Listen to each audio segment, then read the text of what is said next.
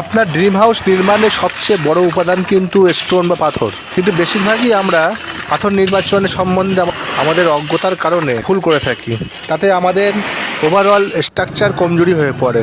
ছাদের ক্ষেত্রে M20 গ্রেডের কাজ করুন। স্টোন পাথরের ideal size 5x8 or 20 mm। বেশিরভাগ বিল্ডার্সটাই কিন্তু প্রপার সাইজটা রাখে না। চেষ্টা করুন স্টোন ক্রয়ের সময় সতর্ক থাকুন। সাধারণত যেসব ক্ষেত্রে যে সাইজের পাথরগুলি আমরা ব্যবহার করে থাকি, ড্যাম প্রুফের কাজে 1/2 ইঞ্চি স্টোন পাথর দিতে হবে, কারণ এর থিকনেস অত্যন্ত কম থাকে।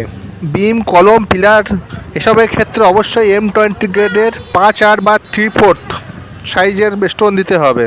বাড়ির ভিত করার সময় পিসিসির ক্ষেত্রে হাই রিকমেন্ড 40 mm সাইজের পাথর। ছাদ ঢালাইয়ে 5 ইঞ্চি ছাদের ক্ষেত্রে 20 mm সাইজের পাথর।